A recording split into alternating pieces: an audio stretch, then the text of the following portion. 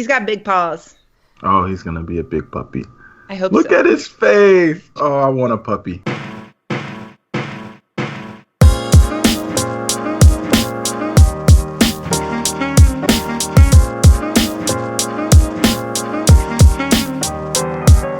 Welcome to Maker's Hustle, the podcast about turning your passion into a profession. This is episode 35 for Monday, March 13th, 2017. I'm your host, Bill Lavolsi. With me, as always, are my co-hosts, Amy Davis-Roth. Hey, Amy. Hey, everyone. And Jeffrey Moore. Hey, Jeff. Hey, hey, hey. And joining us this week, special guest host Rebecca Watson. Hi, Rebecca. Hello. Thanks for having me on. Thank you so much for coming on the show. My pleasure. Welcome, welcome, welcome. So before we get started, I'm going to take a moment to thank everybody on Patreon, but especially our newest patron, Rick Jorgensen, and our top supporters, Luis Gonzalez and Ryan Ahoro. Thanks, everybody. Thanks, guys. You're the best. Guys. Welcome to the family, Rick. So if you would like to support the show, you can check us out at patreon.com/makershustle. So yeah, let's do it. What's everybody working on this week? All right, so Jeff just got back into town, back from Denver. And while I was in Denver, I was primarily planning my wedding. Now, on the podcast, I referenced my wife because I am actually married. I've been married it'll be a year and soon. I don't remember when, but it'll be You should figure that out real quick. Yeah, you should know that. I got time. But it'll be a year soon, but we are planning our wedding because we didn't do a wedding. We just went to the courthouse. And so I'm learning that planning a wedding is a headache. And it's too many people involved. And, you got to meet with people and you got to meet with people about meeting with people. And it's just a lot. And so I've been planning that. And I got back the day before yesterday. And since then, I've been going back and forth to Brooklyn, which has been eating up a lot of my time. So I haven't done anything productive. I've just been planning a wedding and meeting and doing trainings. So that was my week. Jeff, does your wife listen to this show? Yes, but she knows how I feel about the wedding, so it's okay. She knows I'm not thrilled, so. All right, I'm just, making sure, because if I have to cut that out, I should make a note okay. of what time it is. Don't worry. But yeah. I'm very open. I'm actually too open about how excited I am. Follow-up question, if you don't know when your anniversary is, how do you know you have plenty of time? Because I have to keep two dates in mind. I have to keep a wedding date in mind, and I have to keep a anniversary date in mind. And both of them are kind of important. So sometimes when I'm thinking about which one, I say the wrong one. And so the wedding date, the day that we got married is March 25th. Our wedding is planned for September 9th. If I was smart, I would have planned them both on the same day, just a year apart from each other. Yeah. But I wasn't. I'm not that smart. So I got a little bit of time. And then I got a whole bunch of other people getting married within the next 2 months. I got a bachelor party that I got to do this weekend. It's just there's too much wedding stuff going on in my life right now, and I need a wedding break. Aww. They do tend to happen in swarms. Yes. Yeah. It's Same ridiculous. as babies. Babies and weddings, they all happen in swarms. And earthquakes. Right. and also bees. And bees, Yeah. yes. Bees, yeah. So that has been my week. So it's the highlight. That's cool. Rebecca, how about you? What have you been up to this week? I've been horrifically ill. This is my first day back in the land of the living, which I'm very excited about. So normally, today's Thursday, normally by today I would have written and recorded at least 2 YouTube videos, as well as done work on my website, Skepchick, and I stream on Twitch every day. And I've basically done none of that because I had some weird flu. It was like the flu, but without any of the normal cold stuff. Like I didn't have like snot or anything, but I had this pounding headache and this terrible stomach ache, and I was basically just out for the count for the last week.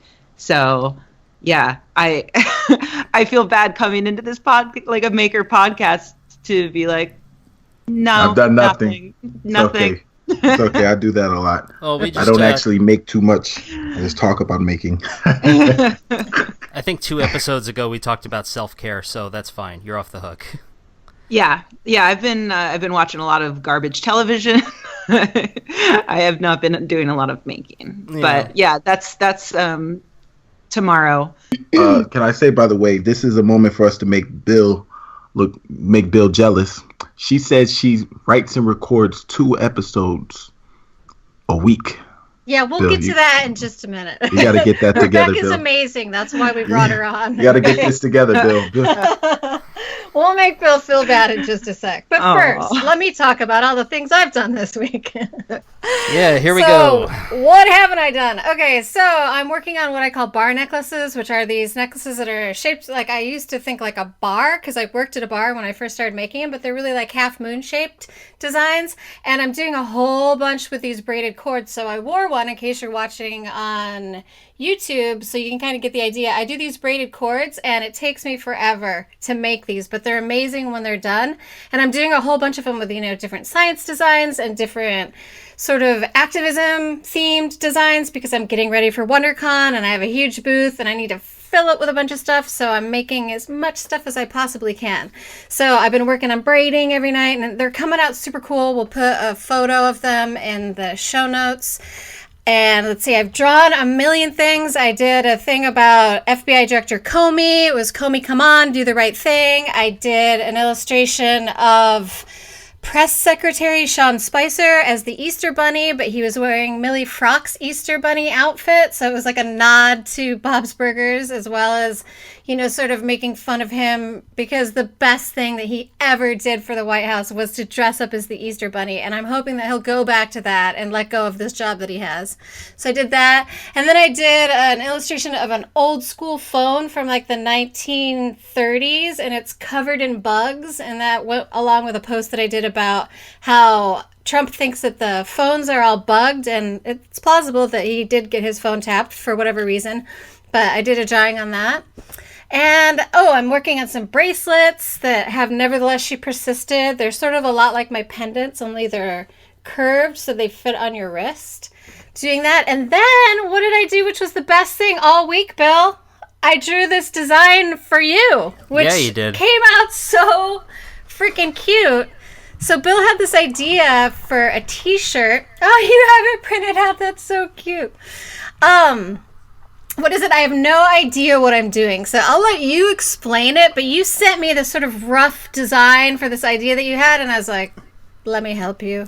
Yeah. So and I'm then not I did. Yeah, I'm not much of a designer, especially for like 2D drawing graphic stuff. So I grabbed I had this idea for a shirt where it would just be a bunch of like tool silhouettes and then the words I have no idea what I'm doing, because that's so often what I'm trying to do with my stuff is I'm always trying to try something new every week, but that means that half the time it doesn't work out.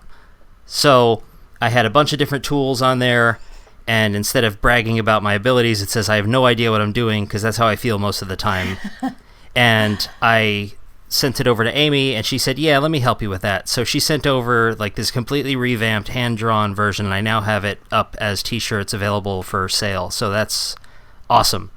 I'm going to order a couple of them myself because I like it so much. I want one too. I am so broke right now. It's tax season, so I'm trying not to spend any money on anything. But I was like, I want one. They look so good. Like, yeah. I don't know. It came out really great. It looks cool. I like the green one.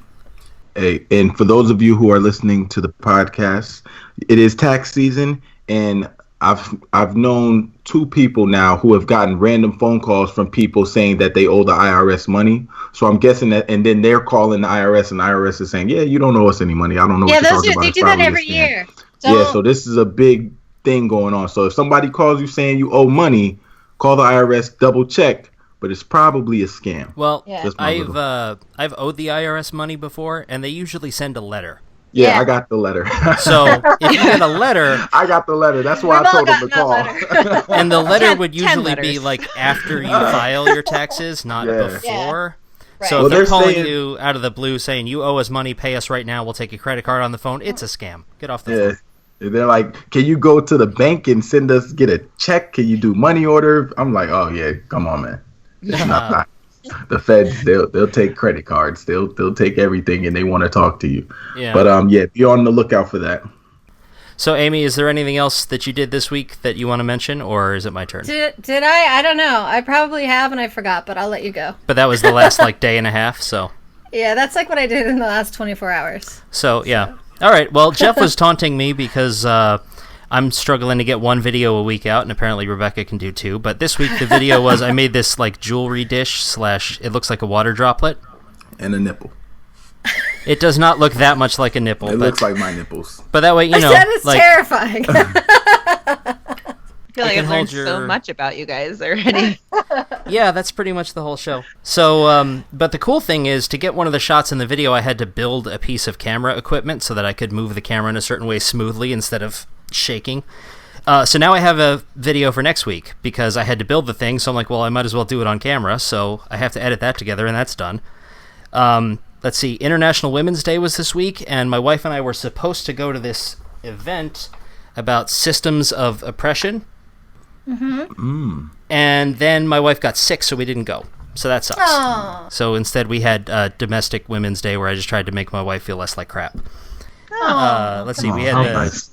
Yeah, and then the t-shirt, which we already talked about, and then I ordered supplies for a video that Amy requested, and I'm just gonna...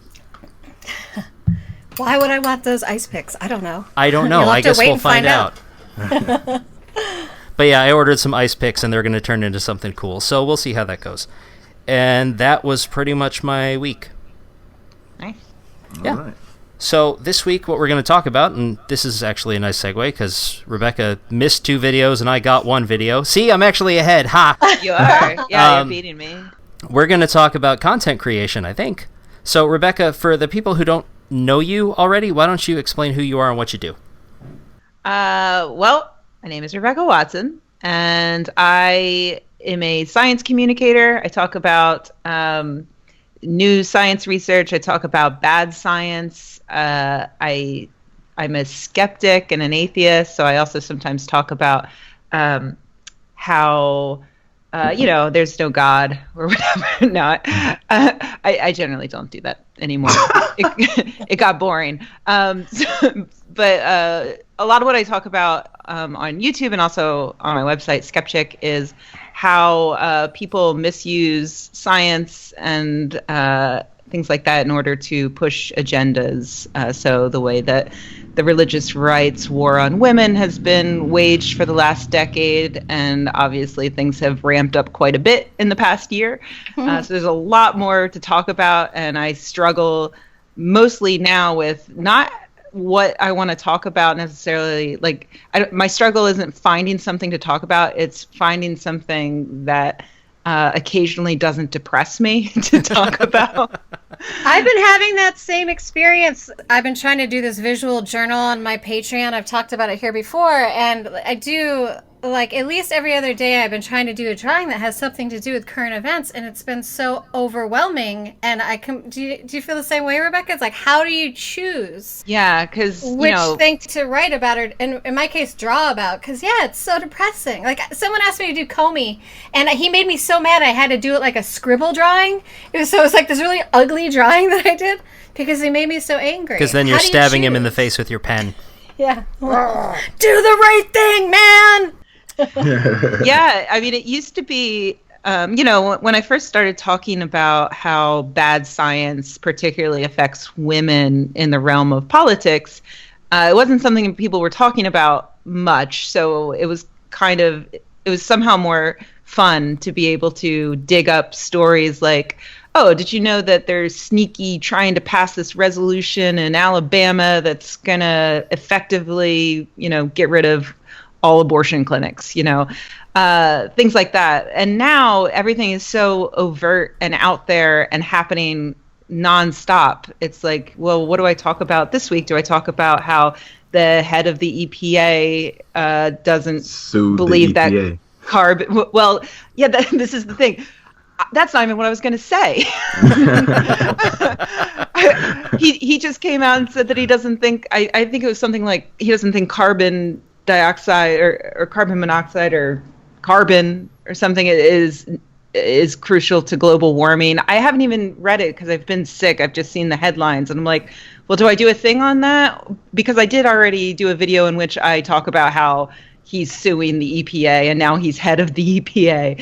And the guy just quit too. The one of the men that ran the EPA for 25 years just resigned. So Google that.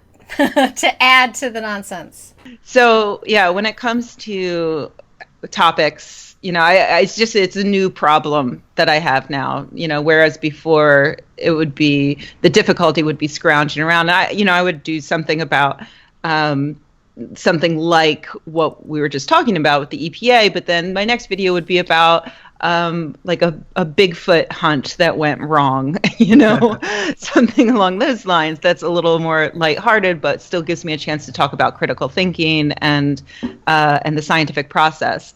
And it's not depressing.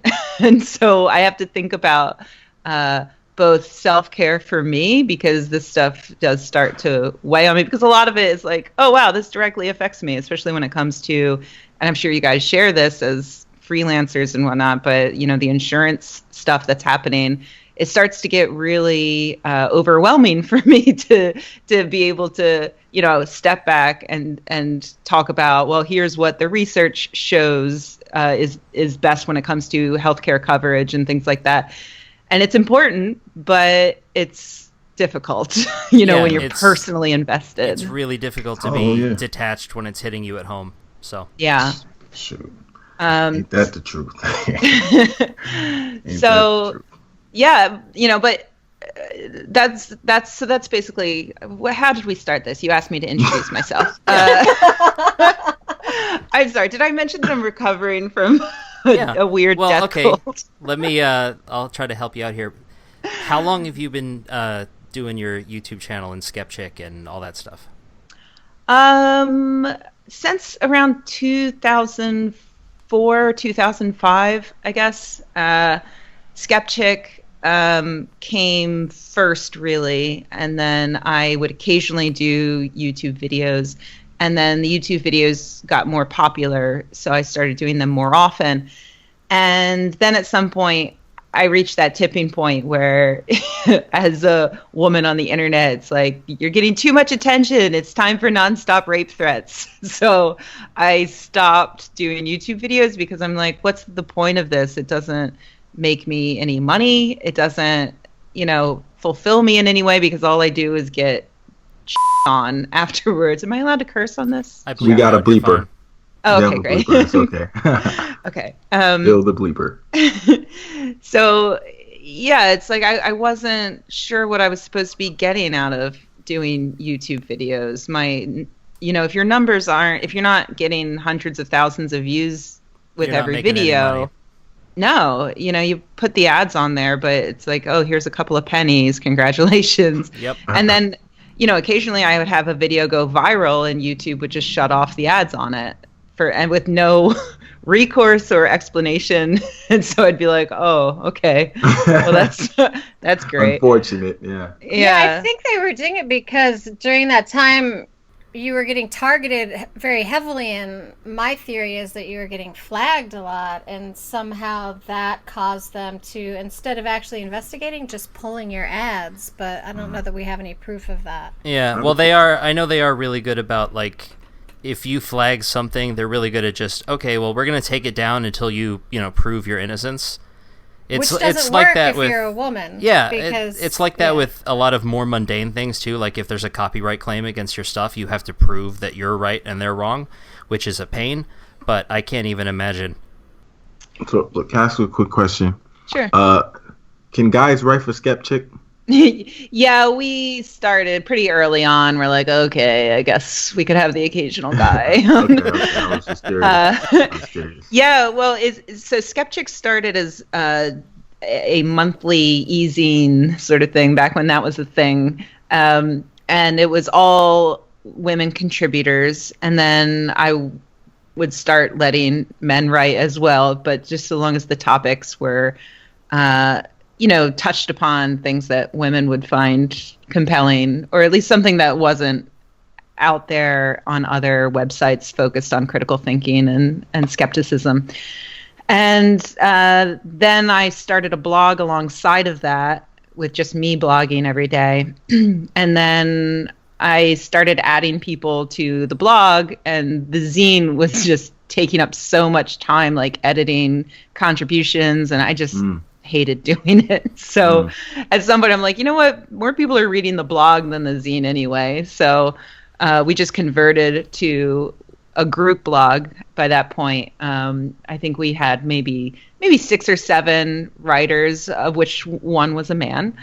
And then over the years, I added more and more people. And it was actually when I added Amy, Amy and I talked about, prior to Amy, we did have a second site set up, Teen Skepchick, which was basically Skepchick, but without profanity. And it was all written by teenagers. And then when I added Amy, we talked about expanding to another sister site focused on the intersection of art and science, and that became Mad Art Lab, which Amy runs. Now we have, I don't even know how many, 6 or 7 sister sites, each focused on a different thing.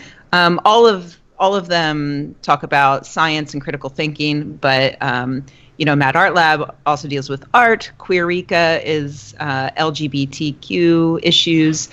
Grounded Parents is about raising little nerds, basically. Oh, I need to check that one out.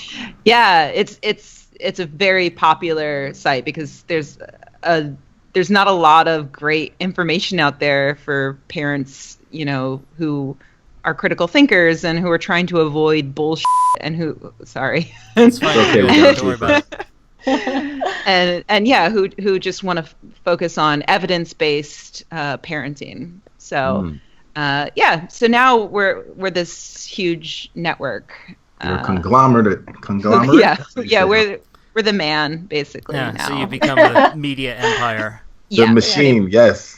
Yes, Rebecca has the machine. No, this is cool. I didn't even, I know you mentioned Mad Art Lab and you write for Skepchick all the time, but I didn't know that it was connected like that. That's kind of cool hearing the origin story. This is like a Marvel movie in the making. Yeah, we are superheroes. It's true.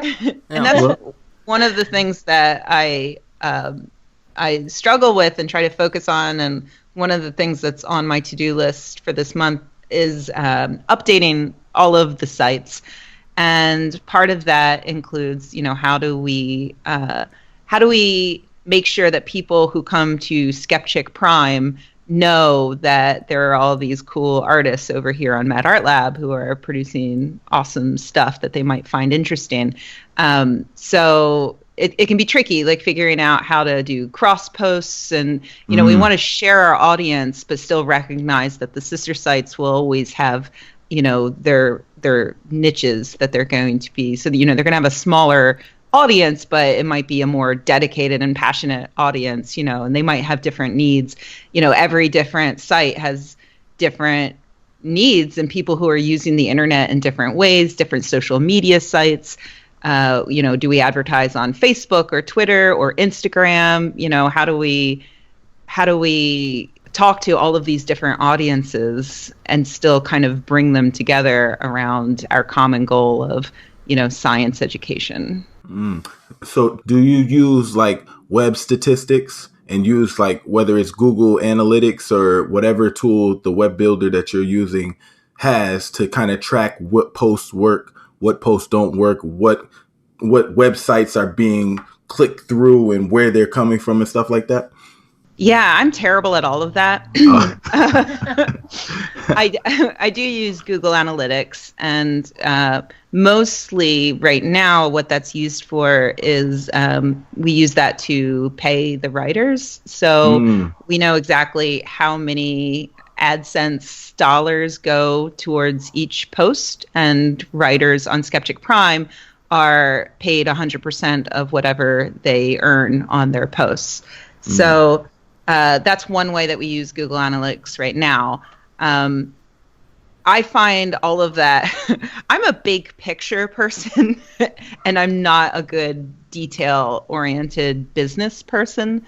So even though, I went to school for advertising and I've worked in marketing, so I know how to do these things and I know that they're important, but I generally drag my feet on doing them. It's one of the things that's held me back over the years. And why I'm not making a ton of money off of Skepchick.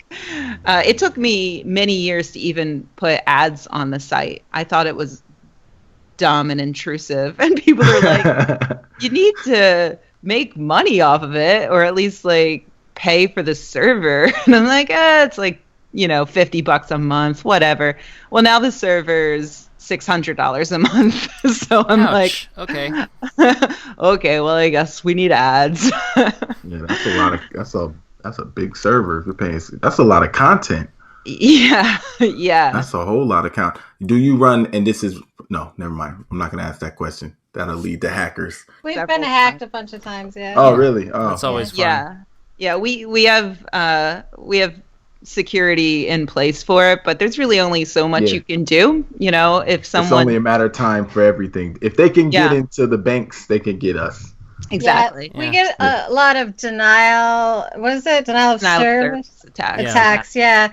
And it'll usually coincide with like a couple other blogs, like whatever the anonymous group or whatever group it is that's angry at us for whatever reason about posting feminist content will target us, and usually a couple other sites at the same time, and just pull everybody down all at once. And there's not a whole lot you can really do about that, except sort of ride it out. So yeah.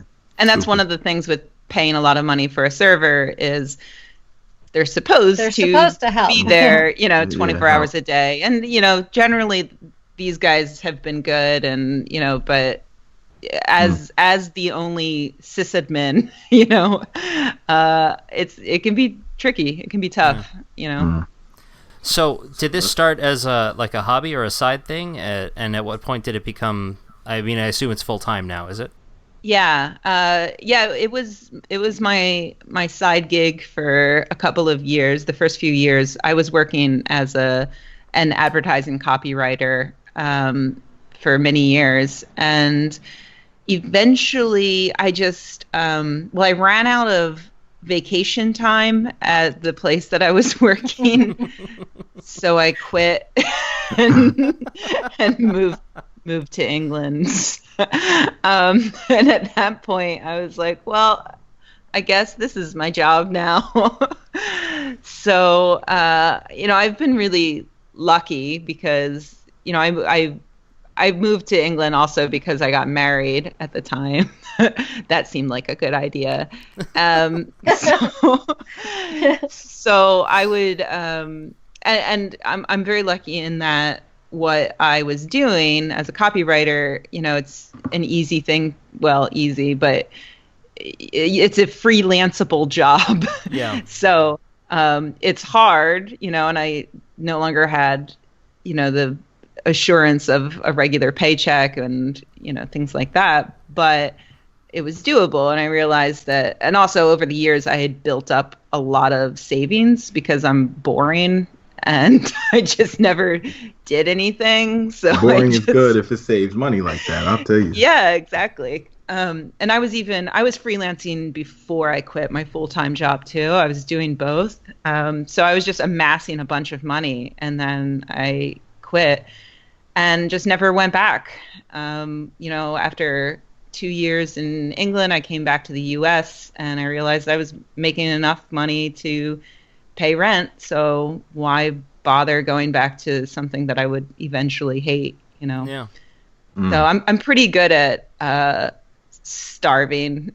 I'm a good starving artist. Like I don't really worry too much about those things, and I just feel like, well, if everything goes south, worst case scenario, I end up on my parents' couch, and it's still better than being in an office for me, Well, at least you did things in the right order. Like you worked and worked and worked and got a bunch of savings and then quit your job. I got fired and then went, I don't want to get another job. I should figure this out now. That's fine too. I mean, what is it? Necessity? Isn't it something about necessity? It's the mother of invention. Yes, that. Yeah, it's true. So. Every time I've been fired, and I was briefly terrified, and then immediately got an even better job and more. I think you get perspective when things like that happen. Like you're forced to consider, well, what's important to me, and money's not that important to me, but having the freedom to write what I want is, Yeah. you know. And then you start noticing that, well, at least in my case, like I was spending a lot of money to distract myself from the fact that I hated my job. And so, like doing a lot of like, well, let's go out to eat, or let's go see a movie, or let's go do this, or let's go. And then, suddenly you don't have to do any of that stuff because you're not hating your life every second of every day.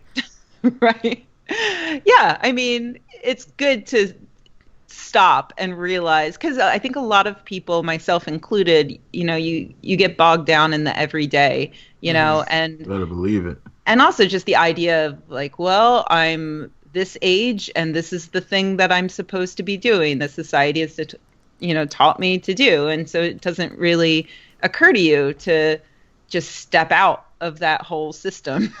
And again, like I'm immensely lucky. I'm very privileged to have been able to step out of that system. Not everybody can do it. Not everybody has a parent's couch that they can fall back on in times of need, Right. I'm also lucky in that I have a really motivated fan base who have been there for me, even back before I quit my job. I remember my apartment was broken into, cleaned out. I lost my laptop with a bunch of work on it and stuff like that. And at the time I was like, do I even buy another computer? I don't know. I don't know if I can afford it. And my fans just came together and just PayPal'd me the money for a new computer. Like, this was pre GoFundMe and things like that. And I was just... In fairness, she sent us all these really terrible drawings in exchange. It was like a bear. Do you remember this, Rebecca? Yeah. She sent us these drawings of like murdering the thief or the bear. Yeah, that's right. It was, an illustrated fantasy of what would have happened to the thief if I had had a bear in the apartment. Because, I felt weird people just giving me money for what I saw as nothing. They saw it as, hey, you've given us a lot of content over the years. And we want you to keep it up. Yeah. Yeah. And so that's kind of how I realized that Patreon might work for me, because I was about to say that was the first Patreon right there. Yeah. You should get some IP on that one. Well, and I signed up for Patreon shortly after they launched, because I'm like, okay, maybe this can work, because so I had quit doing my YouTube videos because of the lack of any kind of, positive feedback. But I did get positive feedback in the form of people who were like, why don't you do YouTube videos anymore? I used to love those. And I'd be like, yeah, that's nice. But for every one person that says that, I get 10,000, or not 10,000. I get 15 people telling me to kill myself. And, it takes a lot of my time, and I don't get compensated for that in any way, through the AdSense. And when Patreon came around, I realized, here's a way that maybe I can fix all of those things in one go. And it really did, because suddenly I don't care what the YouTube comments say, or how many thumbs up or thumbs down, or even how many views I have. Like, it's nice to get more views, but I'm not obsessed with, pushing my views up, because I have this group of people at Patreon who love what I'm doing and want me to keep it up, and they are willing to put their money where their mouth is. And that says so much more than any, statistic on a YouTube video could, or any crap comment from an angry 12-year-old could. It means a lot. And so it's thanks to my patrons that I started up my YouTube channel again. It's thanks to them that I've continued to produce videos, and it's also thanks to them that I'm able to pay my rent and things, because that's where the bulk of my income comes from now. It's through Patreon. So so as you look at how much content you put out between the website, between your YouTube and your Patreon, how does that break up in your time or in your week? I I would say I tend to when I'm not sick, when I'm if I need to like narrow things down and focus and I can only get one or two things done in a day, I need to focus on Patreon and YouTube, writing those scripts, filming if I can. But in general, it's like a 50-50 split of my attention between the videos and Patreon and also working on Skepchick because that requires, there's a lot of behind the scenes stuff, a lot of software updating and plugin finding and, a lot of really boring, stupid little things and working on the design and talking to the writers and making sure that they're happy and, things like that. So it's probably about a 50-50 split between those two things. And then in addition, like the past 100% part, I also do, I occasionally travel and do talks, and I have a live stage show that I put on every now and again. Those things also bring in money and are part of my job, basically. But and Twitch, you also live stream on Twitch, right? Yeah, although the Twitch thing, I don't know. Twitch is it's constantly like it might. I don't know how to put it. It has potential. Yes, but it's not currently paying me anything. I'm not partnered yet with Twitch. You need to get your views up really high, apparently, in order to get a partnership. It's not like YouTube where they just automatically partner you. And to do that, you need to stream every day, basically. And it can be tricky because, I'm not getting paid for it, but at the same time, it's streaming video games. So I treat it like I found a game that I can stream that doesn't feel like work for me. Mm-hmm. It's entertainment for people who watch, but it doesn't feel like work to me. So you Twitch while you're playing video games? That's what you Twitch? Yeah. Oh, in my mind, I was thinking you Twitch writing and Twitch. Oh, no. Doing your work and stuff. No, the Twitch stream is just video games. Although Twitch is constantly expanding what they are wanting people to live stream. And I might be branching out into other areas for that, but it's something that's in flux right now. But there may end up being something that ends up tying back into my YouTube channel and Skepchick and things like that. But yeah, as for right now, it's video games. And so the way I use Twitch now is, I schedule it from 2 p.m. to 4 p.m. more or less. And it's basically just, this is a time of day when I would have hit a wall anyway. Let's say I'm up and working at 8 a.m. or so. By 2 p.m., I need a break, and I would probably like to play some video games anyway. So I just stream it, so it's kind of a way of just turning fun into something that helps build my audience and also sets me up for a potential future income source. Yeah. Which game are you Twitch streaming? Overwatch. Overwatch. It's a first-person shooter, which I've never enjoyed before, but like Call of Duty or something like that. Okay. Basically, I just murder people. I just straight up murder everyone, and it feels really good, especially after like angry typing a script about the head of the EPA suing the EPA, and I'll be like, time to murder, Well, I'll be honest with you. We were talking about self-care a couple weeks ago. That is a great way to self-care. Like, maybe we should all build that into our days. At some point, just Twitch stream a shooting game and just rant about killing people and There's starting to be, like, Rebecca, you said that Twitch is constantly expanding, like, what they want people to live stream. Yeah. So there are a few, like, makers on YouTube, like the woodshop type, who now have Twitch streams, because Twitch approached them and said, hey, why don't you come stream yourself building something? Yeah. And so there are a few of them who do it regularly, but it's usually like once a week or twice a week or something like that. But I tried that I tried just doing a live like Facebook video, which obviously pays nothing. But I Right. just tried it out while I was in the shop. I brought my laptop down there and I set up the camera and I made sure I wasn't going to like get dust in it and kill it. And then it was kind of fun because you know, I ended up like chatting with people who were my fans while I was working on the next video for YouTube, and it kind of gave me something to do besides go, okay, I've been on this shot too long. Everyone's going to be bored. I have to move the camera. Yeah.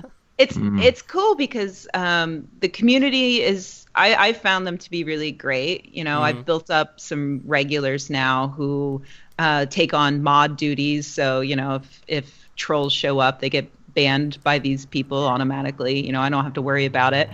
And yeah, it's just kind of nice chatting with them, and it gets me out of my head. And, you know, and so a friend of mine works in Twitch creative, and yeah, that's exactly the sort of thing that they're hoping for artists like yourselves and makers to be able to do, is to, you know, it can be, I think, a very solitary thing to sit down and make and forcing yourself to do it on camera with people watching and to interact with them, it kind of activates a different part of your brain and can maybe force you to be more creative. It can bring up more ideas, I think. I feel like it's worth trying if anyone is interested in that sort of thing. Our same friend approached me like a year ago, and I still haven't done it. I literally bought the cameras, and I was like totally going to do it, but I have such a, like, I don't know, an overwhelming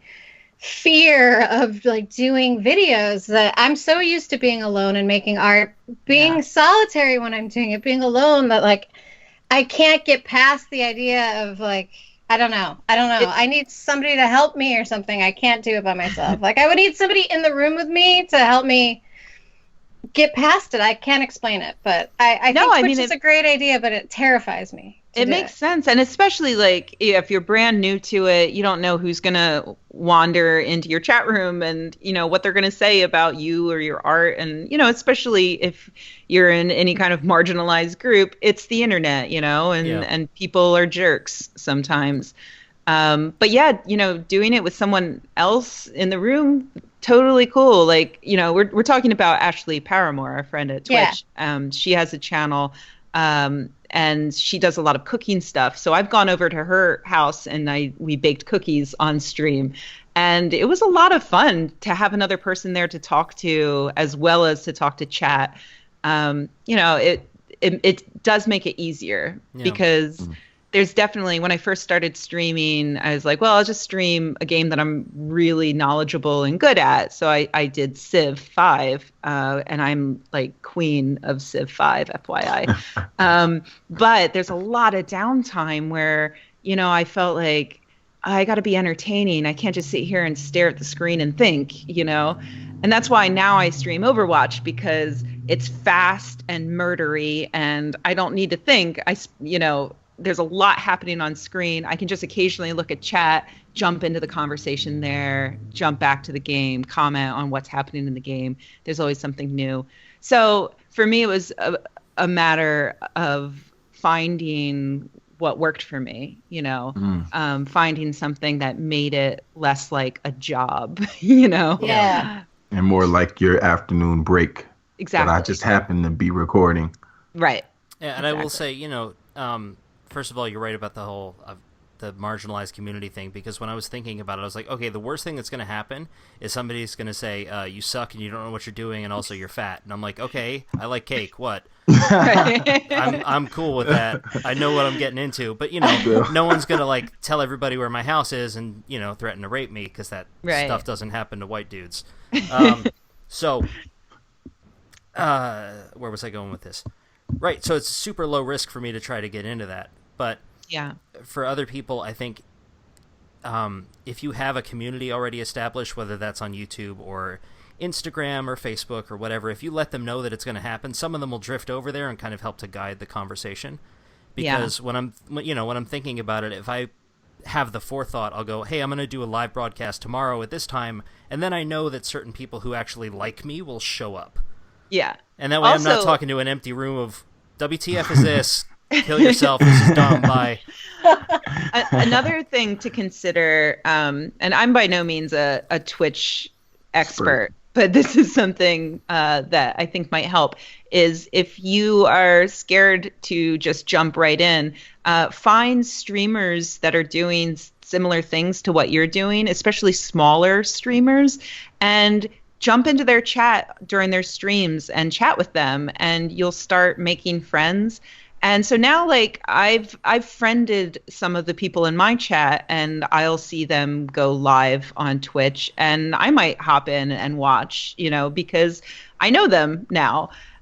So that can be an easy intro, is to just find people that you like, that are doing things that you want to do, get to know them. Like, that's the sort of community it is. It's a very even like a very level playing field in general amongst streamers and the people who are watching the streams. There's a lot of back and forth. Yeah.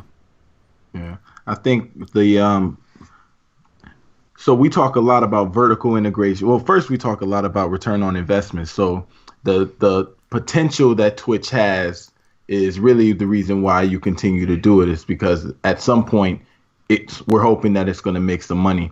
But then the other part, the vertical integration part, you were going to take a break. You were going to play video games. Might as well record it and talk stuff. Exactly. Right. Yeah. So yeah. Thinking about however you are going to create content, or not even if you're not creating content, but thinking about whatever it is that you're doing, how can you integrate as many ways to make money as possible while doing the least amount of work? Yeah. And that's this a concept that I think we sell a lot. Amy, we need this to is get that IP too. What you talk about, you were going to go relax and unwind and draw anyway. You might as well put it on Redbubble. And by the way, you've said like 2 words this episode. What's going on? I know, this is so bizarre. I'm usually the most chatty, but like Rebecca's one of my best friends, so I'm just like, she's doing a great job of being me right now. What happened? Amy's just showing deference. I'm the boss. I come on, she shuts up. Pride, baby. It's pride and love right here.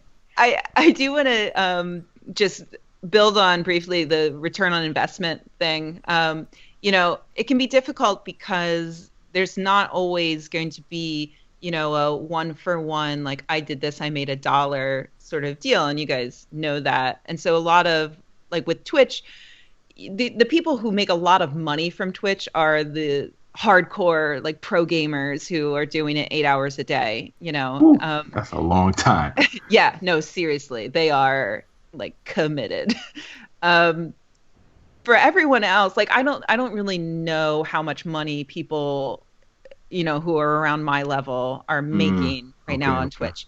But I do know that the user engagement is so much higher for Twitch than for any other thing I've ever done, including YouTube videos and things like that, because your audience is right there with you, talking to you, and you're not going to go anywhere on Twitch unless you're talking back to them, interacting with them. Like, there's no time shift involved. It's not you recorded a video and then they watch it and they maybe comment. It's they're watching as you're doing. Yeah. Yeah. So don't make that turn. Don't go in that room. Right. So for me, the biggest return on investment with Twitch is building your audience, building your fan base. So as an artist, or as someone who wants to maybe sell things that they make eventually, what you might be looking for from Twitch isn't necessarily getting partnered and getting that ad money. It might be just building up an audience, building a name for yourself, and selling more work. Getting that.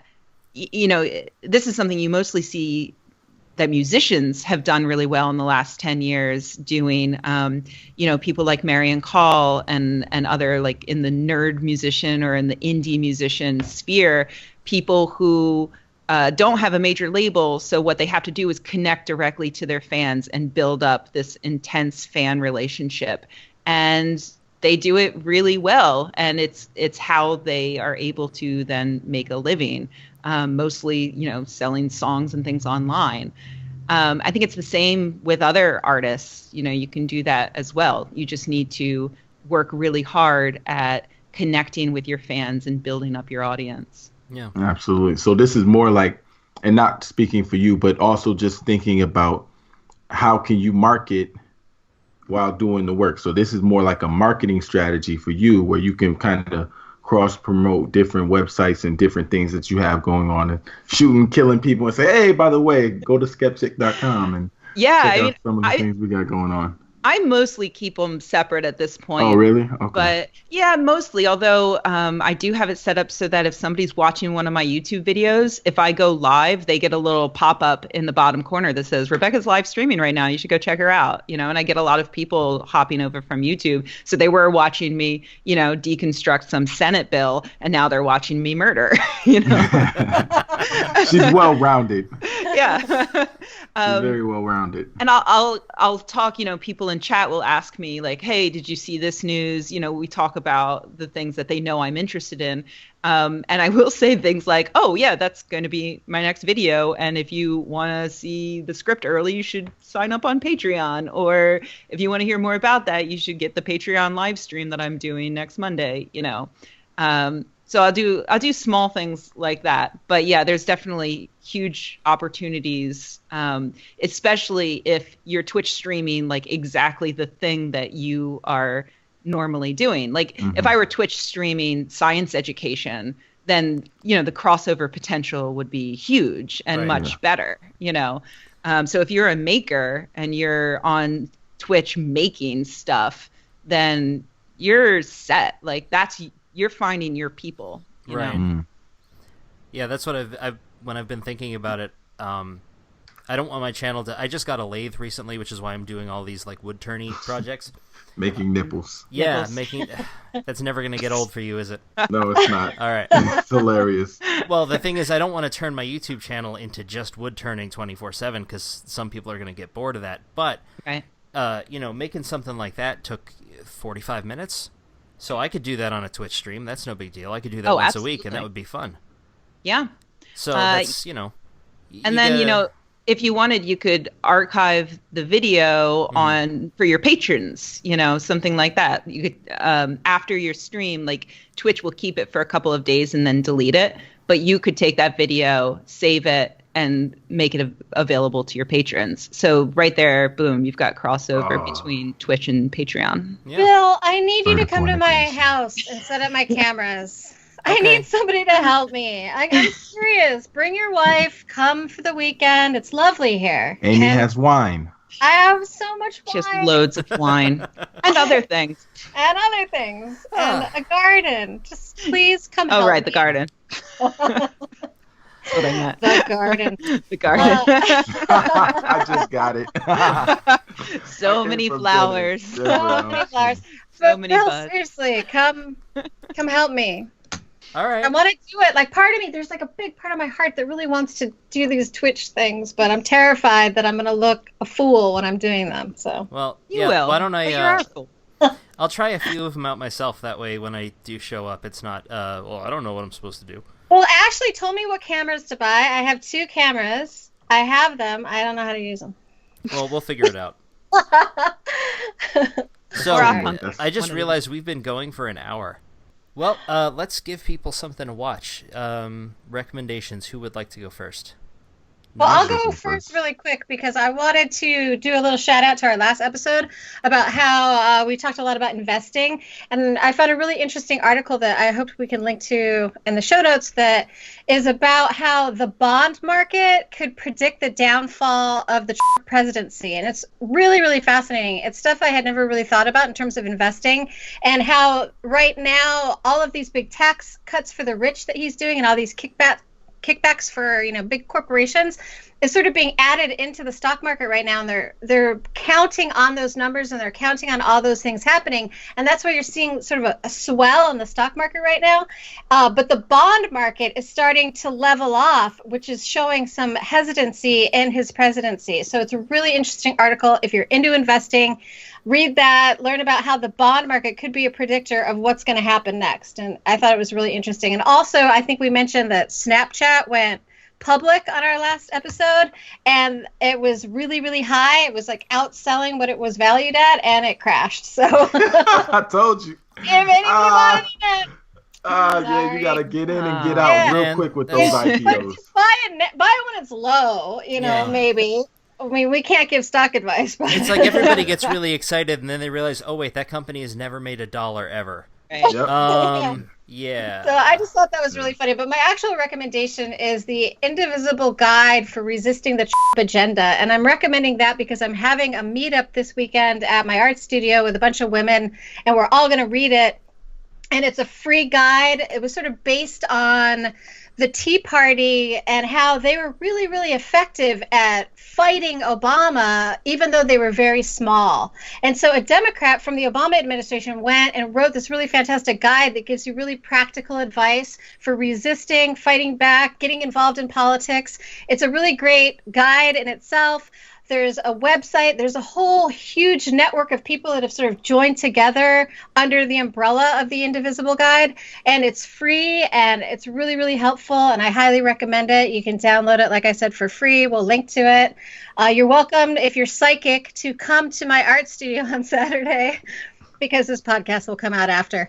But it's a really great resource for a lot of people that are feeling sort of frustrated and want to get more involved in what's happening in the government. So that's my rec. Cool. All right. Cool. Real quick shout out. Bill, in the last podcast, we kind of talked about how I was in Denver and how, I could meet up with a couple of people who were in Denver, and I wasn't able to get away from friends and family. So, and then also, schedules didn't permit. So I want to just give a quick shout out to Mark Spagnolo and Theo Byron, who was inviting me over, and I really wanted to go to Theo's house so that we could do some welding so we could make Bill jealous. And so that didn't actually happen, but I'll be back in Denver this summer, so I'm going to try and I'll have nothing to do then, so I'll definitely going to go and check them out. But my recommendations for this week, first recommendation is I encourage everybody to go see the movie Get Out. It's the movie directed and written by Jordan Peele. Super funny. Well, I mean, not super funny, but it was really funny. But what's really good about the movie is so many hidden things that you don't know what's going on until the end of the movie. And then it just makes so much sense. And then you start processing the movie afterwards and saying, oh, so that's why that happened, and that's why that happened. And I'm not a horror film movie guy. Really hate horror movies. They scare the heck out of me. I have nightmares for weeks. But this was not that bad. It was a lighthearted comedy, but it was super deep, super intelligent. I really enjoyed that movie. And I'm very critical of movies. So when they say it has a 99 rating on Rotten Tomatoes, I'm like, I'll see that and judge that for myself. But I wouldn't give it a 99, but I would give it a very high score. I thought it was a great movie. I thought it was really well written, and the detail and the messaging that was done in that was incredible. So that's my first recommendation. My second recommendation is the YouTube channel by April Wilkerson. I don't know if you guys are familiar. I'm sure everybody who listens to this podcast is familiar with her, but she is my new hero. And really? Yes. Oh my goodness, this girl is incredible. So I'm watching it. I forgot what I was looking for. I think my first video was how to finish a ceiling in a garage. And I saw that and I was just like, oh, this is kind of cool. And I'm just watching her do things. So I'm like, what else does she have? And so I ended up watching like 40 different videos, like her moving in and out of her shop, her putting the lean-to. I don't even know what a lean-to is, but I saw it when I was interested. What the heck is a lean-to? And then I saw it and I was like, oh, that was a cool little project. So just watching her build, and I kind of like her because she's honest about the fact that everything she's doing, she's trying it for the first time and she's pretty much learning as she's going. But it seems how good it comes out, it seems like she's a pro. And I guess it's really just her building on the other skills that she has. But I recommend checking out her YouTube channel. Lots of great videos, lots of great content, and she really walks you through everything. So for me, that was kind of cool. So she's one of my new superheroes. Yeah, she was at New York Maker Faire. Really? Yeah. Bill, you didn't tell me these things. I'm sorry. When we What kind of friend are you? She was at that thing that we went to on Saturday night. You don't remember? You're right. She was right there. You're right. You're right. Yes, But I'm right. see, here's the thing. I didn't, and I remember in my head right now her name was April, but I didn't put two and two together. I thought I thought she came with Laura Kampf from out of town. No. Well, not obviously out of town, but like out of the country. No. Oh, that is right. I don't think Texas has. I had a seceded chance yet, to meet so. one of my superheroes, and you didn't let me know. She wasn't your superhero at the time, dude. You didn't know who she was. So you're supposed to know everything, Bill. Okay. He does. So Amy, if anybody shows up on Saturday from the podcast, they're psychic and they need to hang out with me, so I know what Jeff wants. Okay, cool. All right. I'll let you know. So You're right, she was there. yeah, she was there. Oh. So You blew it, Jeff. yeah. Blew it. Could have been her friend. So for once in my life, I'm not going to recommend a YouTube channel. Oh my god. I'm going to recommend a comedy special by Tig Notaro. Okay. It's called Boyish Girl Interrupted. I know I'm like a year behind or whatever, but it's the first. I think it's her first hour-long special. And okay, if you don't know who Tig Notaro is, she's this comedian who attracted a lot of attention because she went on stage like immediately after having the worst year of her entire life. Okay, like she had C. diff, and then her mother died, and then she had breast cancer, and like the day that she was diagnosed, she had a set, and she went on stage and basically says, "Hi, yeah, thanks, I have cancer," and then does this whole set like off the cuff on cancer, and it was this legendary comedy set. But this is her like first special when she's back, so she develops all new material for this, and then like 2/3 of the way through the set, I don't know. It's okay, Bill. We understand. Yeah, It was it's incredible. Good. You should watch it. Okay. Changed your life. Yeah. So yeah, Rebecca, how about you? Can I recommend Legion, the TV show? Have you guys seen it? No. I No. haven't. Okay, good. So, I mean, not good because you should see it. But I was trying to think of something that maybe people haven't been watching, but maybe they should. So it's a show. It's streaming. You can find it on Hulu. I think it's on FX normally. But it's part of the Marvel universe. It's a mutant named Legion. And they've done, it's basically like Michel Gondry meets, what's his name? Lynch? No, Lynch? David Who's Lynch. the guy? David Lynch? Is that who did Twin Peaks? Yes. Yes. Okay. For some reason, it didn't sound right when I was about to say it. So yeah, it's like Michel Gondry meets David Lynch, meets Wes Anderson, and it's this like stylized, I have weird. no idea who those people are. Oh, sorry, they're all directors. They're very okay. different directors, though. So it's like, it's quirky, but also really disturbing and weird. So it's about a guy who is told that he's schizophrenic and he's in a mental hospital, but he actually has mutant powers.